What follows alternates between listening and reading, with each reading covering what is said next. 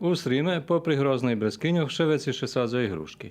Jeden z naših poznatih ovocarov, Zvonko Hnatko, hruški ima na 500-600 hektarov. Mi šitsko predavame za Rus, znači mi njimame tu za domaće, da pojem targoviše, nižnje predavame, máme kupca, ktorý to šitsko bere, on to iše, dakus preklasira, dakus do položi papera, bo, co ja znam, mera da bude konačna kilaža, recimo, zješe za 12 kilinja za manja i jak tako robu pakuje i noši za Rusiju.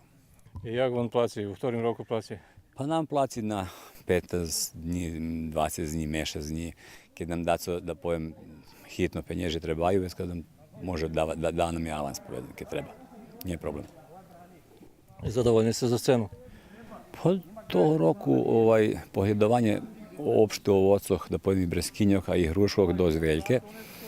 Ne znam co što treba slučilo, či to ma dake vjazi za Tursku, či njema, za s tim co boli jakeših sankciji prema Turska, ali hledaš jednostavno hruška, hledala se breskinja, a čim vekše pohjedovanje, tako to provadzi ljepšu cenu. Slova u sorti Carmen, ktorá teraz už pooberana, a tých dňoch še obera Santa Maria, a potom stredkom augusta prichodzi Viljamovka, na počátku septembra Pakomov triumf, takže produkovateľe hruškov budú mať krásny zarobok.